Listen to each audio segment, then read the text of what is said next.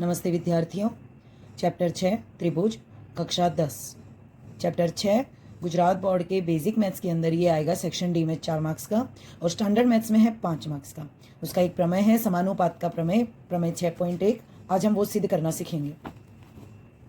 प्रमेय का कथन है, यदि किसी त्रिभुज की एक भुजा के समांतर अन्य दो भुजाओं को भिन्न भिन्न बिंदुओं पर प्रतिच्छेदित करने के लिए एक रेखा खींची जाए तो ये अन्य दो भुजाएं एक ही अनुपात में विभाजित हो जाती हैं।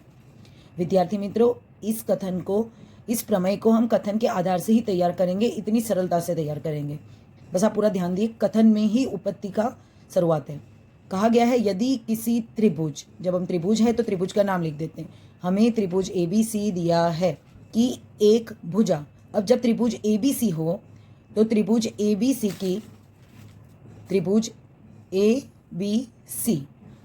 ABC की एक भुजा यानी BC भुजा, त्रिभुज की एक भुजा तो हम लिखेंगे जिसमें एक भुजा BC के समांतर लिखा है अन्य दो भुजाएं। तो अन्य दो भुजा, जब हमने यहाँ पर BC भुजा ले ली है तो अन्य दो भुजाएं हो गई AB और AC। अन्य दो भुजाएं हैं AB और AC। नेक्स्ट, के भिन्न भिन्न बिंदु, अब उन बिंदुओं को लिखेंगे हम।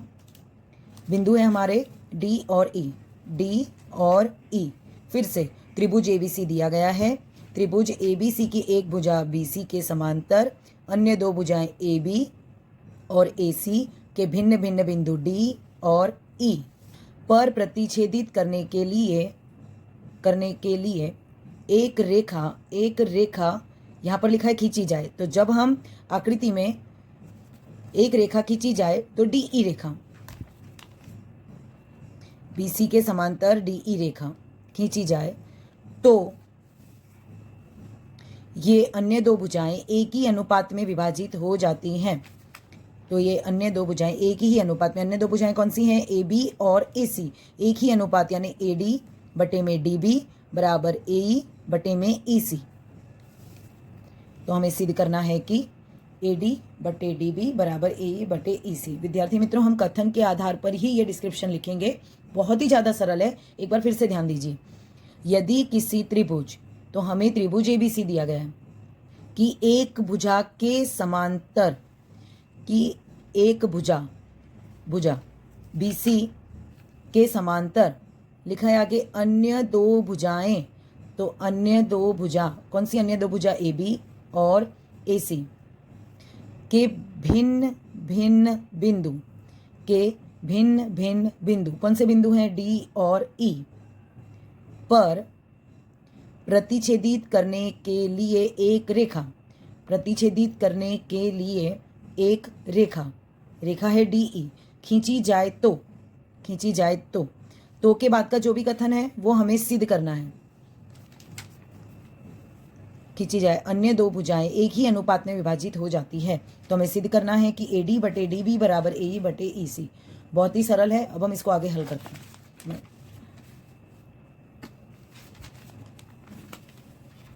अब आकृति में B और E को जोड़ते हैं, C और D को जोड़ते हैं तथा DM लंब AC बनाते हैं, EN लंब AB करते हैं।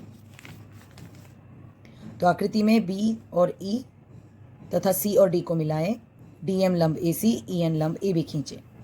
त्रिभुज के क्षेत्रफल का सूत्र है 1/2 आधार गुणे लंब।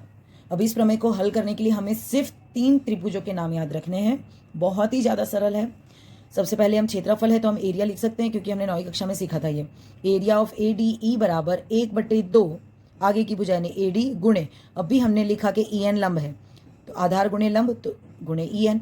उसी तरह दूसरा त्रिभुज है एरिया ऑफ BDE, यहाँ पर हमने ADE लिखा था, अब एक ही जगह सिर्फ आ जाएगा B, तो BDE बराबर 1/2 BD आगे की दो भुजाएं गुणे EN तो लंब है, लंब यानी यहाँ पर बताया हमने लंब है।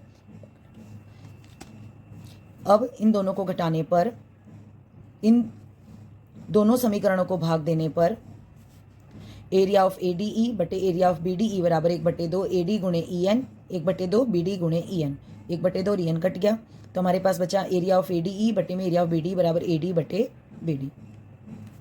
जैसे मैंने बताया कि हमें सिर्फ 3 त्रिभुजों का नाम याद रखना है। तो पहला तो था एरिया ऑफ एडीई, दूसरा बीडीई, तीसरा फिर से एरिया ऑफ एडीई, और चौथा त्रिभुज जो है हमारा DEC। तो एरिया ऑफ DEC, तो एरिया ऑफ ADE का क्षेत्रफल बराबर 1/2।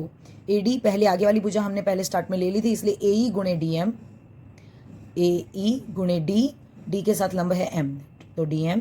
उसी तरह एरिया ऑफ DEC, हमें पता है कि DM लिखना है क्योंकि हमें ये समान करेंगे, तो 1/2 EC गुणे DM।